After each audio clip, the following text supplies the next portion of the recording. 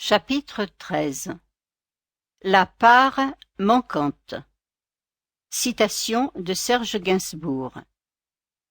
Jour après jour, les amours mortes n'en finissent pas de mourir.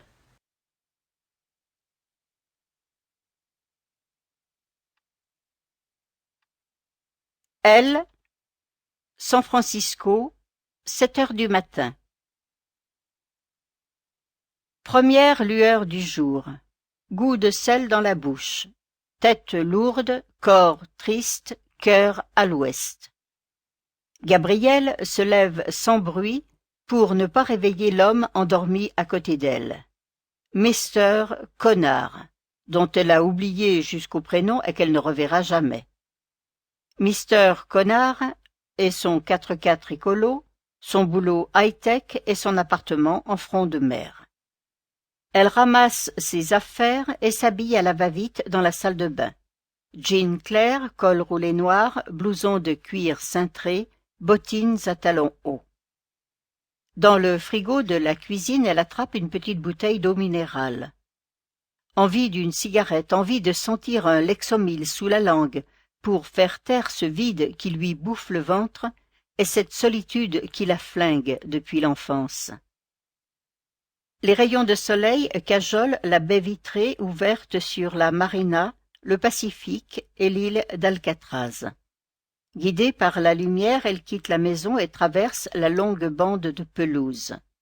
Le vent se lève et porte avec lui le son des cornes de brume des ferries. Elle s'avance sur la plage, enlève ses chaussures et fait quelques pas le long des vagues. Le sable est tiède. Des particules de feu caressent ses cheveux. De loin, on pourrait croire qu'elle danse au bord de l'océan et qu'elle est heureuse. Pourtant, son corps déchiqueté n'est qu'un désert de glace. Ce matin, c'est son 33e anniversaire. Et comme chaque année, à cette date, elle se retrouve seule face à elle-même. Si seule. Elle ferme les yeux, écarte les bras et offre son visage aux rafales de vent et à l'air marin. Elle sait qu'elle va mal. Pourquoi ai-je lâché ta main? Elle se sent aspirée par le vide et vacille comme une flamme. Alors elle lutte. Il ne faut pas qu'elle s'éteigne, il ne faut pas qu'elle chute, parce que si elle tombe, personne ne la rattrapera avant qu'elle ne s'écrase. Lui, Paris, 1 heure du matin. La chambre d'hôtel est plongée dans la pénombre. Couché sur le lit, les bras croisés, Martin a les yeux grands ouverts. À côté de lui, Svetlana s'est endormie. Lui sait qu'il ne fermera pas l'œil de la nuit. Le sommeil, ça n'a jamais été son truc. Il se lève sans bruit, se penche vers elle et remonte la couverture sur son épaule fragile. Il enfile son blouson, éteint la lumière et quitte la chambre. Dans l'ascenseur, il ressent un désarroi brutal, un gouffre qui s'ouvre tout à coup, un manque qu'il peine à identifier, une tristesse sans fond qui prend la forme d'une boule dans son ventre. Il traverse les dorures du hall, salue l'employé de la réception et sort dans la rue. La pluie, toujours. Il enfourche sa moto, met les gaz et part en trombe dans la nuit. Dans son métier de flic, il a souvent joué avec le feu, et il s'y est parfois brûlé. Ce soir, il se sent à la fois invincible et d'une grande vulnérabilité, tenaillé par des envies contraires, d'étreinte et de roulettes russes, comme un funambule marchant sur un fil tendu entre deux pics rocheux. Dans son ventre, la boule continue à se faire oppressante. Il croit que c'est de la colère qui bout en lui. Il ne sait pas encore que c'est de l'amour.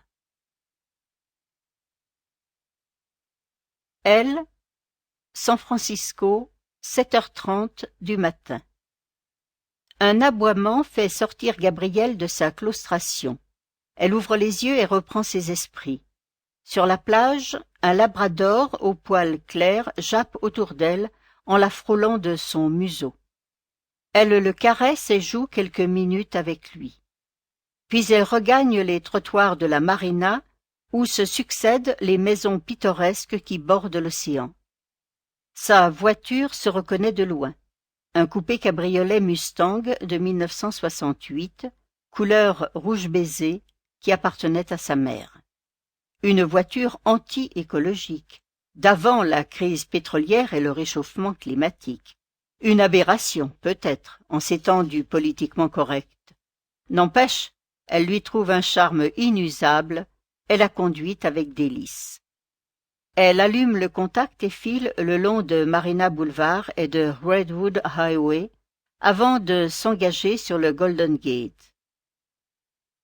Elle adore ce pont suspendu qu'elle emprunte quotidiennement. Elle aime sa couleur rouge-orangé, ses deux tours immenses qui semblent partir à la conquête du ciel, et comme tous les habitants de la ville, elle en est fière. L'esprit plus léger, elle insère une cassette de Lou Reed dans le lecteur et monte le son sur Walk on the Wild Side.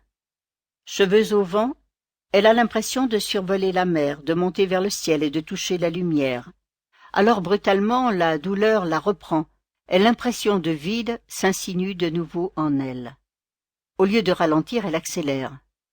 Si je venais à me foutre en l'air, je ne manquerais à personne. Lui, Paris, 1h30 du matin. iPod sur les oreilles, visage griffé par le vent, Martin traverse à vive allure le rideau de pluie qui s'abat sur le périphérique, glissant comme une patinoire. Porte de Vincennes, porte de Bagnolet, porte de Pantin. Des centaines de lumières défilent devant ses yeux, tournoient autour de lui, brouillent sa vision. Dans le casque de son baladeur, Brel chante la quête d'une inaccessible étoile, l'amour folle de vieux amants, les putains d'Amsterdam, de Hambourg ou d'ailleurs. Il accélère, se faufile entre les voitures, devine les obstacles plus qu'il ne les voit. Fiévreux, trempé de pluie tiède, il s'abandonne à la route comme à une ivresse. Il accélère encore, se met en danger, va provoquer le destin, comme si ce n'était plus lui qui était aux commandes, comme s'il demandait à une main invisible de le guider vers quelque chose, ou quelqu'un.